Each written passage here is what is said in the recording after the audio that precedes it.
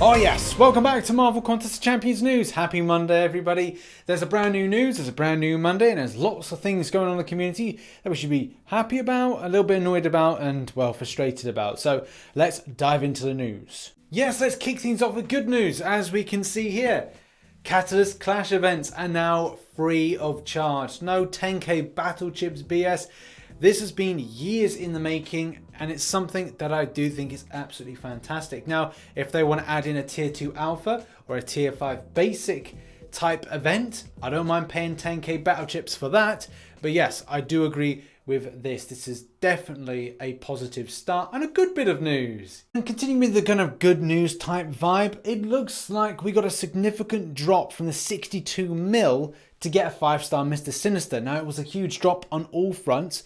So it's good to see this kind of change in arena grinding. Now, it's still on the fence whether or not that 62 mil was the result of arena bots, and if though Kabam had punished those last week, so therefore in the round 2 for this that we saw scores like this, or it was the kind of Corvus effect. And what do I mean by that? When the community gets scared the first round because a champion drops for such a high amount, then the second round everyone just goes, oh god, I'm not touching that with a barge pole. So it looks like people didn't touch it. So therefore there was a cut down of the amount that was done. 20 mil to get a 5-star Mr. Sinister. Yeah, I think that, and this is the thing about maybe Nick Fury when he comes in, I think he's going to have a lot of hype around him. So first round maybe too excessive, second round maybe that one to really go for if you think that players aren't going to go too much into that. But again, this could be arena bot related. It's very hard to tell. Also, for those that didn't know, that support the channel, maybe the community that don't watch some of my videos, we did a special community stream yesterday that looked at creating a community puzzle. And obviously, if you've not seen the puzzle, it's that loads of little question marks. I've done a follow-up video because let's face it, you don't want to watch through a 2-hour live stream. So what I've done is condensed that what we found as a community that we all agreed on was the big puzzle picture. A link to that will be in the description below.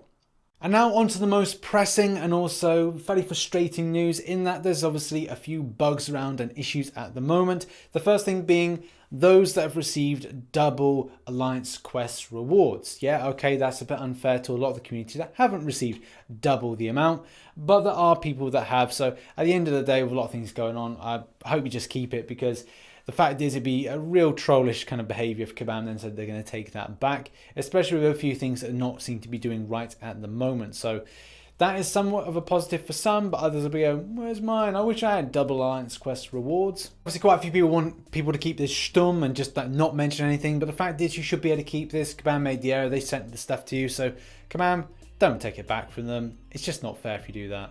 Also, it looks like the issue with points not going out goes from Season 7 to Season 8 as well. So we've been affected our alliance where the fact that certain amounts of points from the bonuses haven't been given out. So obviously we're in deficit now. Kabam Mike says he has just spoken to us to notice it, and at the same time there is a long process that's still there. Further updates do pinpoint that after today, so after Monday, there should be a resolution to this. So you should be seeing those points.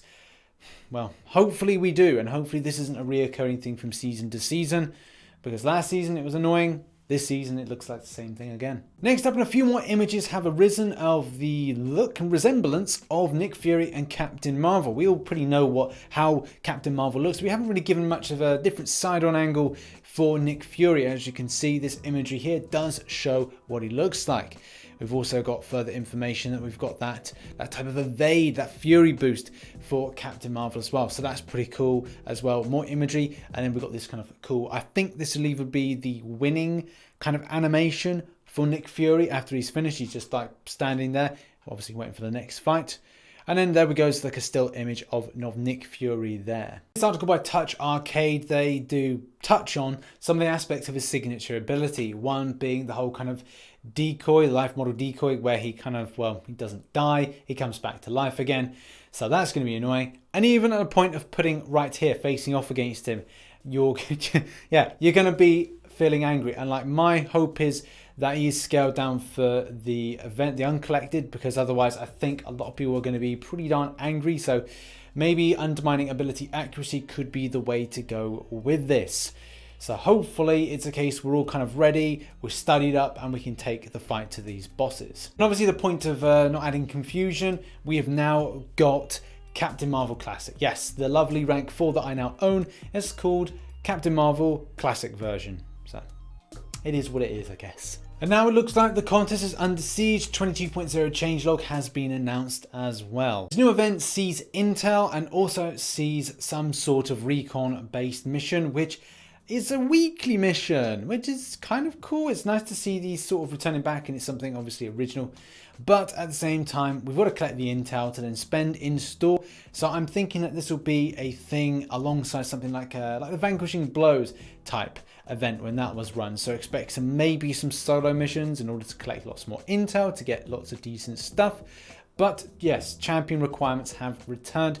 So you're going to be specific on the characters that you use. So a broader roster at higher level is going to be really unimportant unless there's more emphasis on having lower stage rated champions, which I think would be absolutely brilliant. So hopefully Kabam are going for that instead of the other. 3 older champions are being brought into the current meta of the game. Really excited about this. We've got She-Hulk, we've got Spider-Gwen, and we've got Gamora. So yeah, really excited about this. I've got a 6-star Gamora, which I'm then looking forward to how this plays out with regards to improvements. And also, it looks like we've got 3 champion improvements. We've got She-Hulk, we've got Spider-Gwen, and we've got Gamora. Great news. I've got all 3 of those champions. And I'm thinking with my enjoyment of She-Hulk in the beta experience, I'm probably going to use her a lot more. And at the same time, I've got a 6-star Gamora. Spider-Gwen will be brought up as well in my roster, but I'm more excited to use She-Hulk as that's the champion I enjoyed the most from the experience. There are also a list of other improvements which add different aspects to the game, how to play, progressions, stuff with milestones, and also something very useful for competitive aspects in Alliance Wars and also joining Alliance Wars. So there's a lot of positive things for you as players at different levels of the game when you're grinding out. Also, what is great to see some of the stories that we've mentioned in Marvel Contest of Champions news actually get fixed. So ambushes is something we've talked about fairly recently, and also science champions that are in the Mystic Daily quest, which seemed a bit absurd, but the fact is that has been sorted out. So that's some good news. And on to our final story in this arena, Cutoffs. Now, Korg, the kind of lowest score that I can find at the moment is 2.7 mil, but the fact is I'm sure he's gone lower than that. I did say in the last news that I think he will go for like 2.5, but the safety is 3.1. A lot of players put in 4.2, but hey, the fact is, it seems to be the lowest I've seen is 2.7. So I think that is a good time and cutoff to go. It's 2.7, it's 2.8 for round 2. We've also got 4-star Sabretooth going for 6.5 mil, the lowest I can see. So it's a case that that 8 mil maybe was a little bit exaggerated, but if you went for it, then you've got him. Also, the 5-star version, the lowest I've seen is 30 mil, which cuts off 10 mil from what I said. So that again could be represented by maybe arena bots and maybe not. But at the same time, yeah, okay. I'll meet you in the middle and I'll say 33 mil to be safe for your round 2. But he could even go lower than that. These are very early scores. Please keep locked to Marvel Contest of Champions TrueCost for more information on what the cutoffs were. So yeah, hopefully your round 2 grind is good and you get Sabretooth and also get Korg. Now that has been your Marvel Contest of Champions news. If you enjoyed the news, then hit the like button and subscribe for Marvel Contest of Champions based content. Don't forget, put on the post notifications icon, the bell icon. Make sure that you're receiving those notifications, because a lot of people have said to me that they haven't been receiving the notifications of my videos and at the same time when I live stream. So please help by sorting that out. That'd be great. Thanks. In any case, yeah, make sure to share with someone in the community if they don't know about Marvel Contest of Champions news. Hit the subscribe button and all that lovely stuff, and I shall catch you in the next one. Bye bye for now.